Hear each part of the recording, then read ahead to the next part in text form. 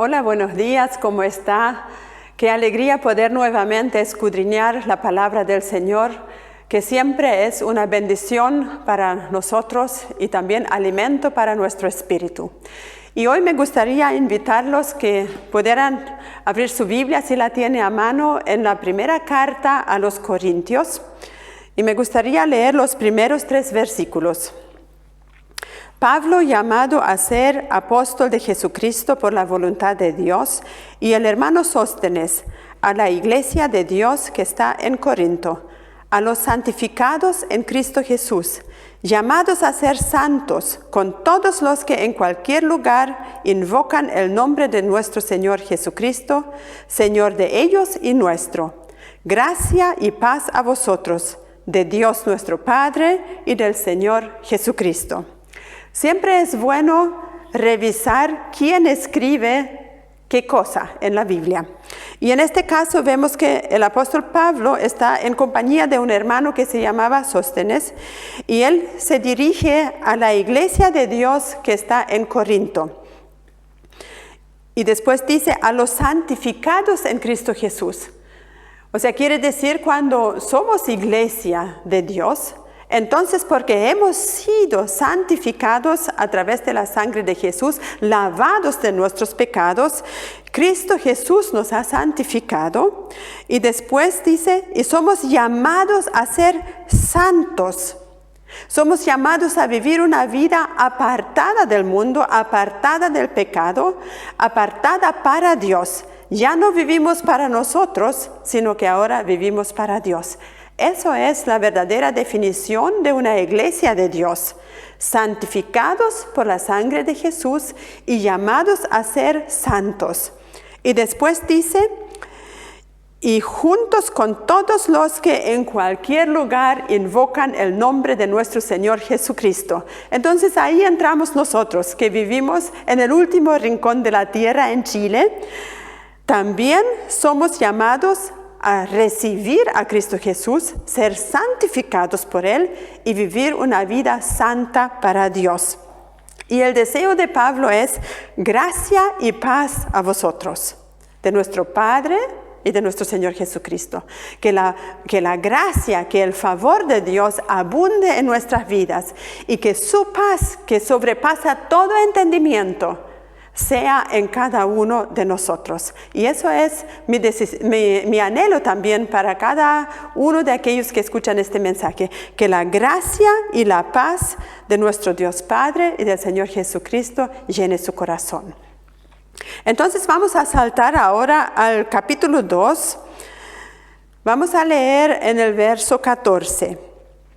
Dice así, el hombre natural no percibe las cosas que son del Espíritu de Dios, porque para él son locura, y no las puede entender, porque se han de discernir espiritualmente. En cambio, el espiritual juzga todas las cosas, pero él no es juzgado por nadie. Porque ¿quién conoció la mente del Señor? ¿Quién le instruirá? Mas nosotros tenemos la mente de Cristo. Vamos a orar. Padre, te doy gracias por tu hermosa palabra, que siempre es una bendición poderla escudriñar, poderla predicar, poderla recibir. Señor, yo te pido en el nombre de Jesús que tú traigas entendimiento a nuestra mente y que podamos ser transformados cada día más a la imagen de nuestro Señor Jesús. Gracias, Espíritu Santo, porque tú estás trabajando en tu iglesia. Gracias, Señor, porque tú nos estás preparando para tu retorno. Te honramos y te agradecemos, oh Señor, todo lo que tú has hecho y todo lo que tú todavía harás por cada uno de nosotros. Gracias, Señor. Te bendecimos y te honramos en el nombre de Jesús. Amén. Me gustaría definir cortito lo que es un hombre natural y un hombre espiritual. Aquí Pablo dice que el hombre natural no puede entender y percibir las cosas de Dios, porque para el hombre natural le son locuras. ¿Y a quién se refiere Pablo? Pablo se refiere a las personas que todavía no han aceptado el señorío de Jesús en sus vidas, no han nacido de nuevo, entonces simplemente son un hombre natural. Cada uno de nosotros al nacer somos nacidos de la carne, somos nacidos naturalmente. En la carta a la iglesia en Tesalónica, Pablo le escribe que nosotros somos compuestos de alma, espíritu y cuerpo. Entonces, cuando uno nace, nacemos con nuestro cuerpo, obviamente, y con nuestra alma. Y en nuestra alma se encuentra nuestra voluntad, nuestros sentimientos, nuestras decisiones. Pero el espíritu todavía no está vivo dentro de nosotros. Ese es el hombre natural.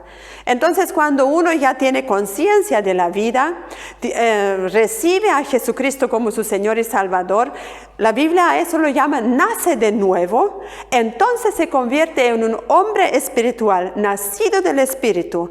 Entonces ya tenemos alma, cuerpo y espíritu, y podemos comunicarnos con Dios, y recién ahí podemos empezar a entender la Biblia, la palabra de Dios.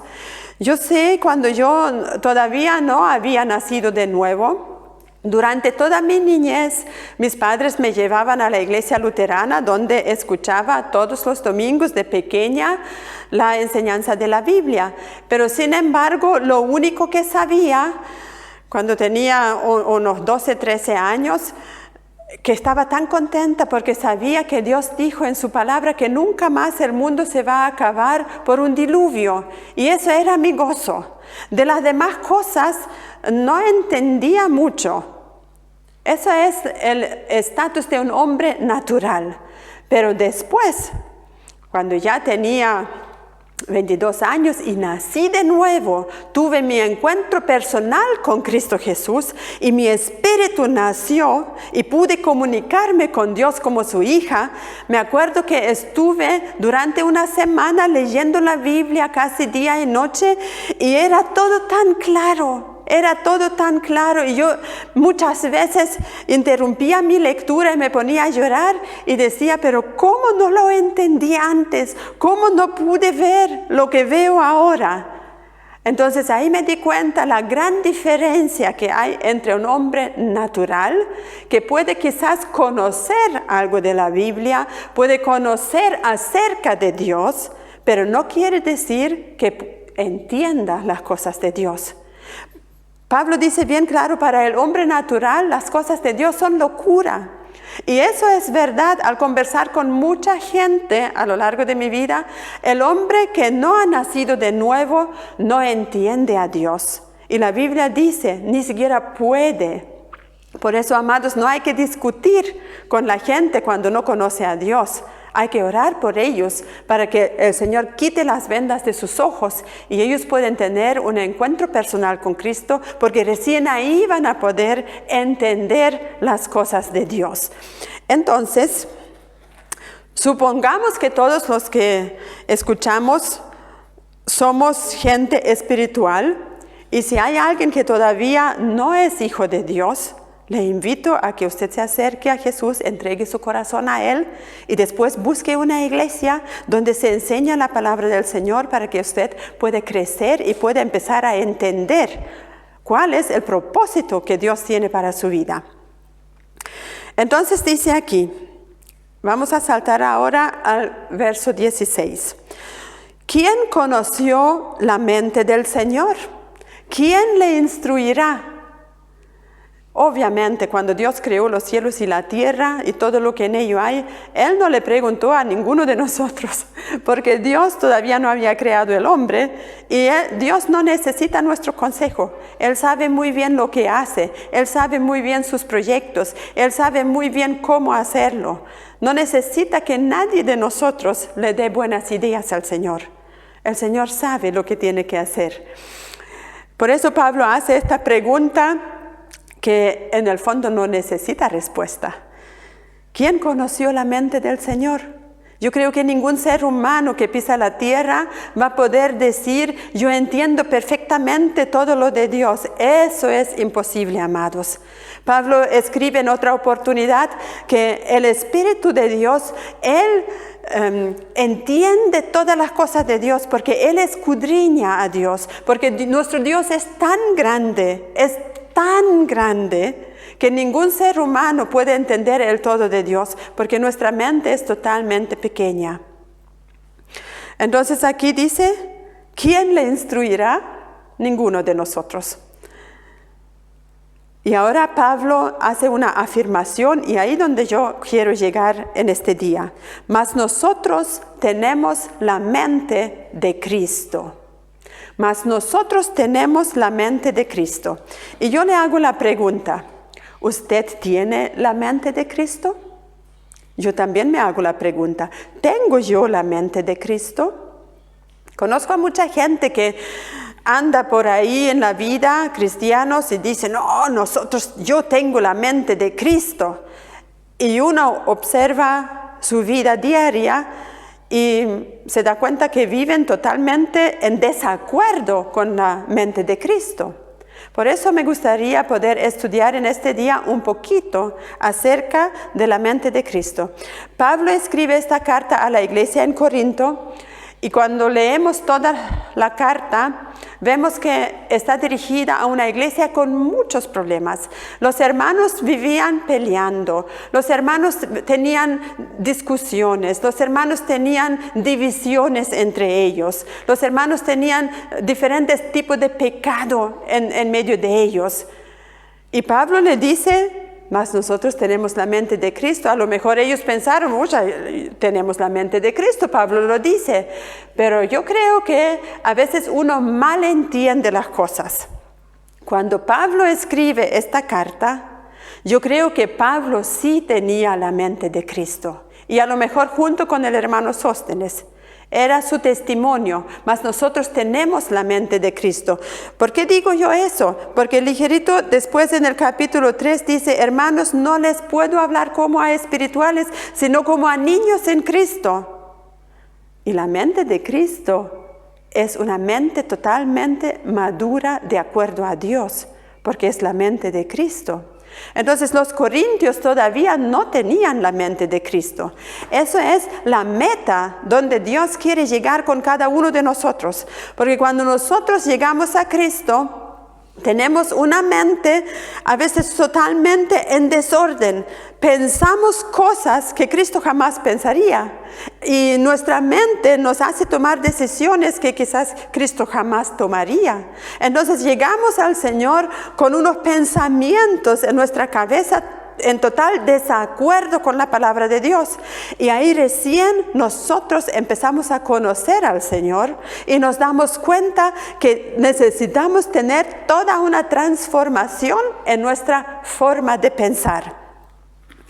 Entonces, para conocer la mente de Cristo, debo conocer primero cómo piensa Jesús, cuáles son sus gustos, cuáles son sus propósitos, cuáles son sus proyectos, qué piensa Jesús de la vida en sí, qué piensa Jesús del ser humano, qué piensa Jesús de nuestras relaciones familiares, qué piensa Jesús de mi trabajo, qué piensa Jesús de mis enemigos, qué piensa Jesús en todas las áreas de mi vida.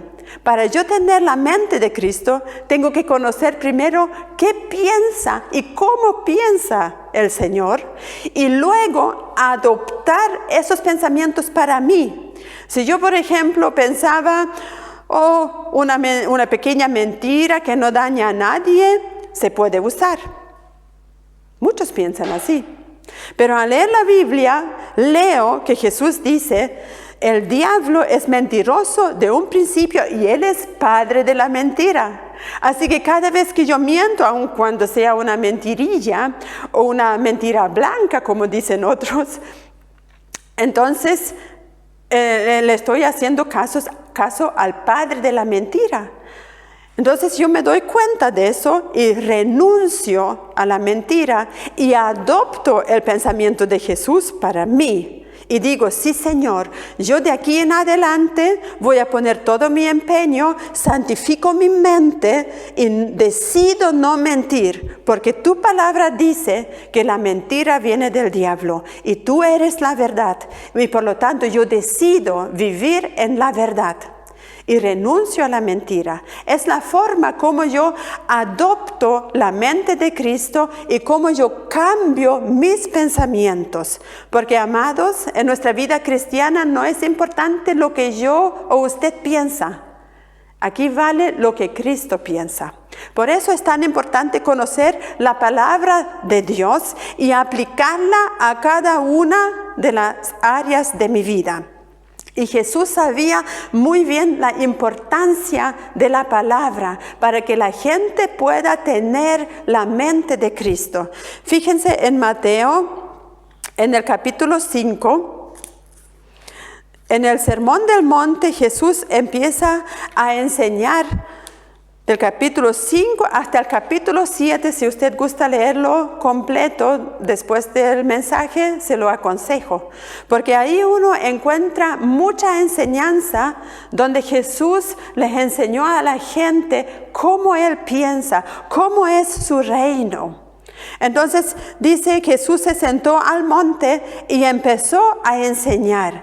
Empezó a hablar las bienaventuranzas. Después Jesús enseñó de la sal y de la luz del mundo. Después Jesús habla de la ira, del adulterio, del divorcio, el amor hacia los enemigos. Después enseña acerca de la oración. Después enseña acerca de los tesoros en el cielo. Después enseña acerca de las riquezas, del afán y de la ansiedad. Después Jesús enseña sobre el juzgar a otros. Después enseña acerca de la oración, después de la puerta estrecha, y le habla todo un mensaje bastante largo, amados. Muchos cuando hablan del Sermón del Monte piensan que son las puras bienaventuranzas. No, son 2 capítulos enteros que Jesús enseña sus pensamientos. Y si nosotros queremos tener la mente de Cristo, es importantísimo leer todo lo que Jesús habló y enseñó. Y después que Jesús habló todas esas cosas, en el capítulo 7, en el verso 28, dice así: y cuando terminó Jesús estas palabras, la gente se admiraba de su doctrina, porque les enseñaba como quien tiene autoridad y no como los escribas. Los escribas eran los entendidos en ese tiempo a cargo de enseñar la palabra de Dios. Entonces la gente estaba totalmente atenta a la enseñanza de Jesús, y más encima dice aquí, la gente se admiraba de su doctrina. La gente fue atraída por la enseñanza de Jesús, y la Biblia explica por qué. Y dice, porque Él les enseñaba como alguien que tiene autoridad, no como los escribas. ¿Y cuál es la diferencia? Le puedo decir, los escribas y los fariseos, los religiosos de ese entonces, ellos le enseñaban la ley de Jehová a la gente, pero ellos mismos no la practicaban. Por eso en una oportunidad Jesús les decía a la gente, hagan lo que ellos dicen, mas no hagan lo que ellos hacen. Porque ellos ponen carga sobre los demás, pero ellos mismos tampoco la cumplen. Entonces no tenemos que ser hipócrita escriba, sino imitar a Jesús. Jesús enseñaba como quien tiene autoridad, porque lo que Jesús enseñaba era lo que Jesús también vivía. Por eso tenía autoridad. Si Jesús decía, no deben mentir, es porque Él jamás mintió. Si Jesús decía, no deben fornicar, porque Él jamás fornicó. Cuando Jesús decía, ustedes deben brillar, porque Él brillaba. Él siempre dio el primer paso, siempre dio ejemplo. Entonces nosotros que nos consideramos sus discípulos, tenemos que imitarle a Él. No podemos enseñar la Biblia como una simple enseñanza, amados, porque al enseñar la Biblia, cada uno de los predicadores debe tener en cuenta que tiene que dar cuenta al Señor un día de cada palabra que enseñó. Nosotros no somos llamados a transmitir información simplemente, sino al enseñar la palabra del Señor yo también me hago responsable y tengo que tratar de vivir lo que yo enseño. Es como a veces se dice, un borracho no le puede decir a otro borracho que deje de tomar. Porque el otro también le diría, pero si tú también tomas, ¿cierto? Entonces, si yo quiero enseñar ciertos principios bíblicos, también tengo que saber que debo aplicarlos en mi vida. Yo no puedo enseñar, tú tienes que negarte y servir al Señor en pobreza, en riqueza. Y si yo no lo he vivido nunca, es fácil decir, ¿cierto? Pero en mi caso, como yo he vivido en pobreza y en riqueza, y en pobreza y en riqueza he servido al Señor con mucho gozo, entonces tengo también autoridad para enseñárselo a otro. Entonces por eso Jesús enseñaba como alguien que tenía autoridad. Y por eso la gente le seguía, a la gente le encantaba que Jesús les hablara de su reino. Porque a través de su enseñanza ellos empezaron a conocer a Dios. A través de la enseñanza de los escribas ellos conocían la ley. Y a Dios no tenían acceso. Pero venido Jesús, ahora el camino se abrió y la enseñanza de Jesús fue clave para que la gente pudiese conocer la mente de Cristo. Entonces, me gustaría ahora ir a Deuteronomio capítulo 11 en el Antiguo Testamento.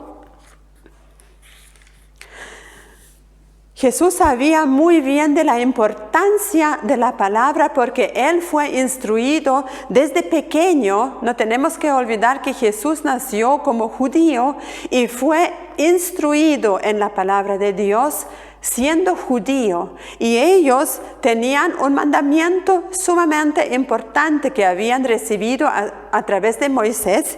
Y aquí en Deuteronomio capítulo 11, vemos cuánta importancia Dios le daba a su palabra.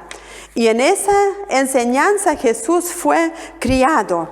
En Deuteronomio 11, el versículo 18 dice lo siguiente: por tanto, pondréis estas mis palabras en vuestro corazón y en vuestra alma, y las ataréis como señal en vuestra mano, y serán por frontales entre vuestros ojos.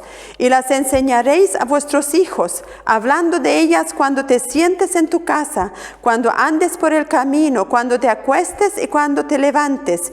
Y las escribirás en los postes de tu casa y en tus puertas, para que sean vuestros días y los días de vuestros hijos tan numerosos sobre la tierra que Jehová juró a vuestros padres que se la iba a dar.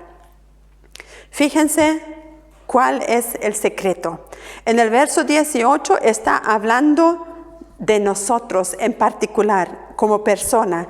Dice, pon esta palabra en tu corazón y en tu alma. En mi alma, como ya les dije, están mis sentimientos, mi voluntad, mis decisiones. Entonces mis sentimientos no pueden hacer lo que quieren. No, por ejemplo, no puedo permitir ser un airado y decir, yo nací así, si me quieres así bien y si no te agrada, chao. No, la palabra del Señor enseña bien claro que la ira no es un fruto de Dios. Y tenemos que desechar la ira. Es un sentimiento. Entonces aquí dice, cuando habla, pon mi palabra en tu alma. También mis sentimientos tienen que ser de acuerdo a la palabra de Dios. También mis decisiones tienen que ser de acuerdo a la palabra de Dios. No puedo decidir como yo quiero. Se supone que siendo un discípulo, yo pregunto al maestro, Señor, ¿qué toca hoy por vivir? Entonces, ponla como señal en tu mano y por frontales entre tus ojos. O sea, está hablando netamente de una persona en particular. El corazón, el alma, la mano, para verla constantemente. Ellos tenían algo que ataban en su brazo para acordarse constantemente de la palabra, y aquí entre los ojos. Y después, cuando la persona o el padre de la familia hacía eso, después decía, y las enseñarás a tus hijos, hablando de ellas, o sea, de la palabra de Dios, cuando te sientes en tu casa, cuando andas por el camino, cuando te acuestas y cuando te levantes, amados. Ellos tenían esa costumbre, los judíos. En la casa se hablaba de la palabra de Dios. Entonces, en la iglesia, amados, nosotros tenemos que aplicar estos mismos principios. Más adelante vamos a ver que Jesús le dio muchísima importancia a la palabra de Dios. Y aquí la palabra nos enseña, cuando tú estás con tus hijos en la casa, háblales de la palabra de Dios. Cuando tú te sientes en tu casa, en tu mesa a comer, háblales de la palabra de Dios. Cuando tú te vas a acostar, conversa con tu esposa de la palabra de Dios. Cuando tú te levantas, da gracias a Dios y en el desayuno conversen algún versículo de la palabra de Dios. Yo sé que no es muy común en nuestras familias, pero yo quiero testificar que nosotros aplicamos esta manera de vivir con nuestros hijos y fue de gran bendición. Yo di una vez testimonio en Alemania. Después que pasó el terremoto del 27F, nosotros vivíamos justamente en Talcahuano y pasamos este tiempo de terremoto en Talcahuano y no se podía salir mucho por el toque de queda y todo el drama que quedó en Talcahuano. Entonces conversamos mucho con nuestros hijos en la mesa y un día también conversamos qué pasa si viene nuevamente una ola que llegó casi a nuestra casa y nos lleva a todos. Entonces nuestros hijos decían, bueno, ojalá que si llega, nos lleve a todos, que no quede ninguno. Pero si no llega, entonces juntos queremos seguir vivos para glorificar al Señor y servirle a Él. Y yo comenté en una predicación en Alemania nuestro testimonio y le dije que conversamos en la mesa, siempre, a veces horas de la palabra del Señor. Y un joven allá se me acercó y me dijo, ojalá que por lo menos comiésemos juntos en la mesa. Nuestros padres nunca nos conversan de la Biblia. Eso sí que es raro lo que ustedes hacen. Pero amados, no es raro. Es lo más saludable que hay, que en una familia cristiana los padres conversan con sus hijos. Amados, los que tienen hijos pequeños, a los niños pequeños no es solamente la iglesia, la escuela dominical que los instruye en la palabra. Los principales encargados son los padres de instruir a los hijos en la palabra de Dios. Entonces, en la casa debe ser el tema la palabra del Señor. Y después más encima dice, ponlos en los postes de tu casa, que tu visita vea que eres cristiano. Pégale ahí, no una Biblia, pero por lo menos un verso o algo que le hable también, que le testifique a los demás que tú eres un hijo de Dios. No tenemos que esconder nuestra identidad, todo lo contrario, somos luz en este mundo y sal de la tierra para poder influir en otros y predicar el evangelio. Nuestra casa es el primer lugar donde tenemos que hacer viva la palabra del Señor. Y ahora me gustaría leer Proverbios 16, el verso 20. Proverbios 16, verso 20, dice, el entendido en la palabra hallará el bien, y el que confía en Jehová es bienaventurado. Muy importante, el entendido en la palabra hallará el bien. Si usted revisa su vida y no está feliz, no está contento, está pasando quizás un drama familiar, está pasando infelicidad, está pasando necesidad, está pasando en cualquier área de su vida, hasta su carácter, y usted dice, no estoy contento conmigo y cómo me gustaría cambiar. Este es el camino. El entendido en la palabra hallará el bien. Si usted quiere cambiar en cualquier área de su vida, amados, necesitan la palabra del Señor. Urgentemente, porque es la palabra de Dios que cambia nuestra vida desde adentro hacia afuera. Siempre se dice, necesitamos gente buena. Gente buena son solamente aquellos que se dejan transformar por la palabra del Señor y empiezan a actuar según la mente de Cristo. Jesús mismo dijo, ¿Por qué me llaman bueno? No hay ningún bueno. Entre nosotros no hay ningún bueno. Nosotros todos somos gente santificada y estamos siendo transformados para ser cada día mejor. Pero todavía no hay ningún bueno, porque si fuésemos buenos ya estaríamos listos para partir al cielo. Estamos mejorando. Entonces, el entendido en la palabra, él hallará el bien. Entonces, la palabra de Dios se tiene que entender como está escrita.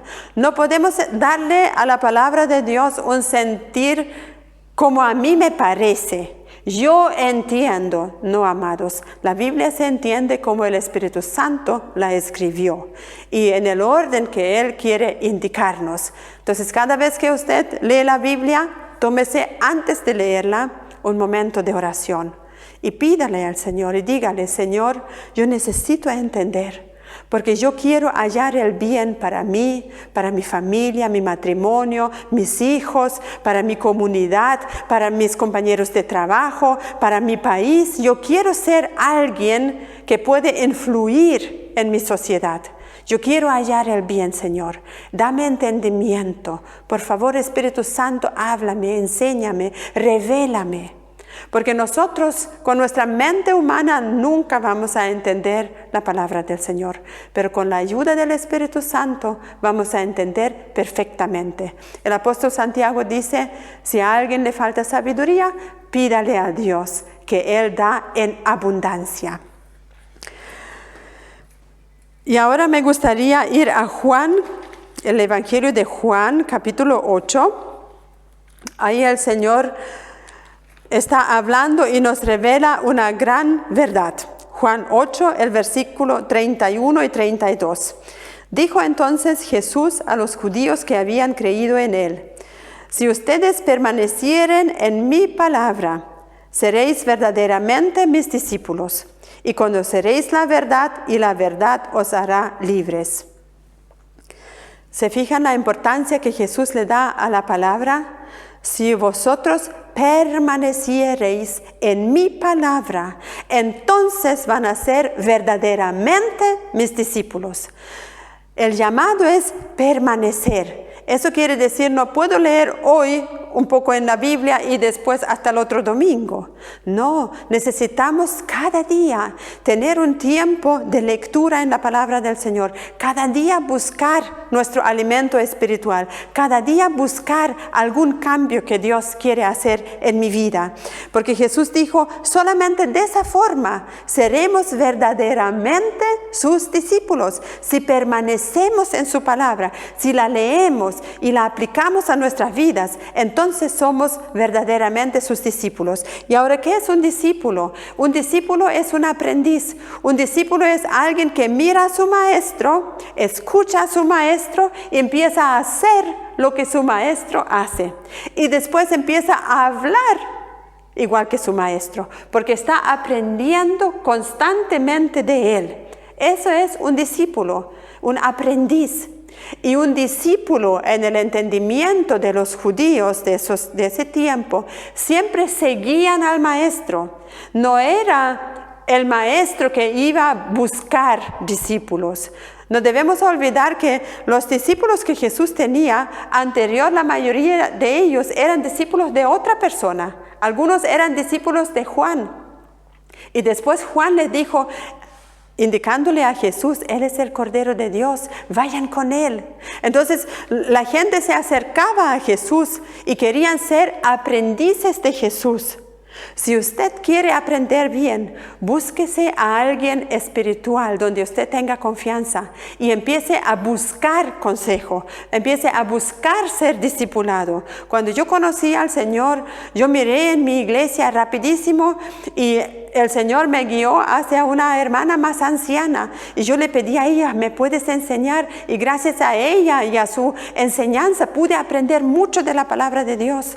Amados, no es suficiente solamente el domingo escuchar una prédica. Necesitamos ser instruidos en la palabra de Dios. Si usted es un cristiano nuevo, le animo, busque una iglesia donde se enseña la palabra de Dios, alguien que lo discipule, alguien que sea su modelo a seguir. Entonces Jesús dice, van a ser verdaderamente mis discípulos y conocerán la verdad y la verdad te hará libre. Para ser libres, amados, libres de nuestra vieja manera de vivir, libres de las cosas que nos enseñaron incluso nuestros padres, para ser libres de nuestras ataduras, para ser libres de las mentiras que quizás hemos vivido, de los engaños o de las desilusiones que hemos vivido. Uno sin Cristo ha tenido que vivir muchísimas cosas y para ser verdaderamente libre, dice Jesús, solamente la verdad nos hace libre. Y la verdad, Jesús dijo, yo soy la verdad y la vida. Pero esa verdad que es Cristo Jesús se revela a través de la palabra de Dios. Mi palabra es verdad, dijo Jesús. Si usted quiere ser libre, o quiere ser cada vez más libre, necesita simplemente permanecer en la palabra de Dios, aplicarla a su propia vida y así va a ser verdaderamente libre y podrá disfrutar su vida. Porque Jesús nunca nos llamó a una vida religiosa atada, una vida de restricciones. A veces la gente cree que si me hago cristiano me van a prohibir tal y tal y tal y tal cosa. No, amados. Ser cristiano no significa que usted tenga prohibido ciertas cosas, sino que por amor a Dios no va a querer hacer ciertas cosas. Cambia. Pablo dice, todo me es lícito, yo puedo hacer todo lo que yo quiero, pero no todo me conviene. Entonces, cuando uno es un discípulo de Jesús, empieza a pensar como Jesús y actuar como Jesús. Esa es la verdadera libertad, donde ni siquiera el diablo lo podrá acusar. Entonces Jesús le daba muchísima importancia a la palabra de Dios y al permanecer en la verdad. Y me gustaría finalizar con Mateo 13, donde Jesús le contó la parábola del sembrador a la gente, y Jesús dice que el sembrador salió a sembrar y la semilla que él tiró cayó en diferentes tipos de tierra. Si usted quiere lo puede leer después, por razones de tiempo solamente voy a enfocar algunas cosas. Entonces Jesús, después que la gente se fue, los discípulos se acercan y preguntan, ¿qué quisiste decir con esa parábola? Entonces Jesús le dice, en el verso 19, cuando alguno oye la palabra del reino, eso es muy clave, amados. La palabra de Jesús no es cualquier palabra. La palabra de Jesús es la palabra del reino. En el reino de Dios existe solamente un lenguaje y es el lenguaje de la palabra de Dios. Entonces Jesús dice, cuando alguno oye la palabra del reino y no la entiende, se puede dar, y no la entiende, entonces viene el diablo y la quita. Y el diablo es experto en quitarle enseguida la palabra del reino cuando usted no la entiende. Y hay mucha gente en este mundo que han escuchado alguna predicación, ha escuchado ciertas palabras de Dios y como no la entienden, la rechazan o se burlan o dicen, estos cristianos locos, ¿cómo puede ser Dios así? ¿Cómo puede Dios permitir tanta maldad en este mundo? ¿Cómo Dios puede permitir tanta guerra? Pero esas cosas no se van a entender al menos que uno se mete en la Biblia, al menos que uno empiece a leer y le empieza a pedir a Dios, Señor, enséñame por qué son las cosas, para qué son las cosas que suceden. Entonces recién ahí uno puede entender, pero el diablo es experto en robar enseguida lo que uno escuchó. Por eso hay mucha gente que habla mal de Dios en este mundo porque no entienden nada. Es tan importante orar por ellos para que reciban revelación de Dios. Entonces, ya sabemos que para entender la palabra de Dios hay alguien que siempre se va a oponer, el diablo. Si usted no entiende la palabra de Dios, le puedo asegurar que tiene un enemigo que está impidiendo que la luz llegue a su mente. Entonces hay que orar y hay que pedirle a Dios. Entonces cuando la palabra del reino es predicada, no solamente el diablo tiene la primera intención de robarnos la palabra, sino que Jesús pone su mirada también en otras cosas de este mundo que son contrarios a la palabra del Señor. Y dice aquí la aflicción o la persecución por la palabra de Dios, o el afán de este siglo y el engaño de las riquezas, son cosas que pueden opacar o hacer morir la palabra que hemos recibido y no va a llevar fruto. Entonces tenemos que tener cuidado para que la palabra de Dios de verdad puede transformar mi vida y puede llevar fruto en mi vida. Yo tengo que cuidarme de esas cosas. No tengo que permitir que el diablo me hurte lo que yo escuché.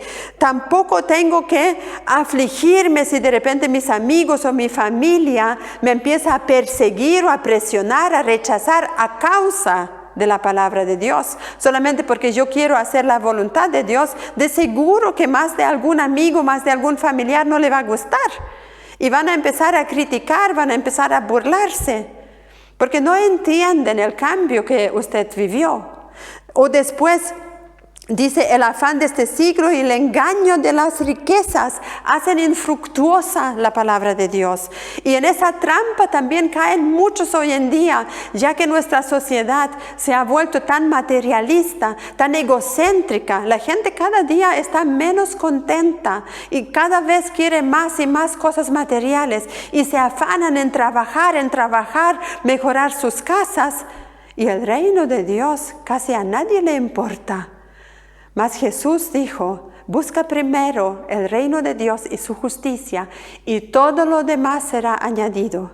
Pero mucha gente cristiana hoy en día se afana en buscar sus propias cosas, y Jesús no puede añadir nada, porque no buscan primero el reino de Dios, no buscan primero servir a Dios, sino buscan primero sus cosas, y se afanan, y de repente pasó el día. No tuve tiempo para Dios, no tuve tiempo para orar, no tuve tiempo para leer la Biblia, no tuve tiempo para hablarle a mi vecino o a mi compañero de trabajo, porque hablamos de cualquier otra cosa, menos de la palabra de Dios. Y yo creo que en los tiempos que vivimos ya es urgente que la iglesia repiense o haga un alto y piense cuáles son los propósitos con los cuales Dios nos ha puesto en esta tierra. Y estamos aquí, amados, para predicar las buenas nuevas. No estamos aquí solamente en un pasadizo para llegar al cielo, sino estamos aquí para servir a Cristo con todo el amor de nuestro corazón y para poder predicar su palabra. Entonces es importantísimo atesorar la palabra de Dios en nuestro corazón y vivir según la palabra de Jesús, porque solamente de esa forma podremos tener su mente. Por algo a los romanos Pablo le escribe en el capítulo 12, versículo 2, no se conformen a este siglo, sino transfórmense en vuestra mente, renueven su mente. Porque Pablo también conocía el peligro de conformarse en la sociedad donde uno vive. Y nuestra sociedad, como decimos en buen chileno, está pata arriba en muchos lugares. Ya no somos solamente hombre y mujer como Dios nos creó. Ahora de repente también existen otro tipo de matrimonio, de unión conyugal, pónganle como quieran. De repente ya los niños pueden decidir si quieren ser hombre o quieren ser mujer. ¿A dónde se vieron todo ese tipo de cosas que están totalmente contrarias a la palabra de Dios? Entonces vemos que nuestro siglo ya tiene una de perversiones, totalmente dado vuelta a las cosas, que con Dios no tiene ya nada más que ver.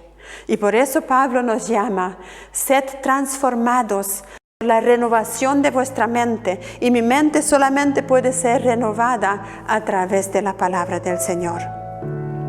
Entonces me gustaría que podamos tomar estos consejos para poder de verdad hallar el bien para nuestras vidas, porque eso es la voluntad de Dios, que nosotros mientras vivimos en esta tierra, podamos aprender de Jesús, glorificar a Dios en nuestras vidas y hallar el bien. Vivir bajo la gracia y el favor de Dios, con la paz que solamente Él nos puede dar.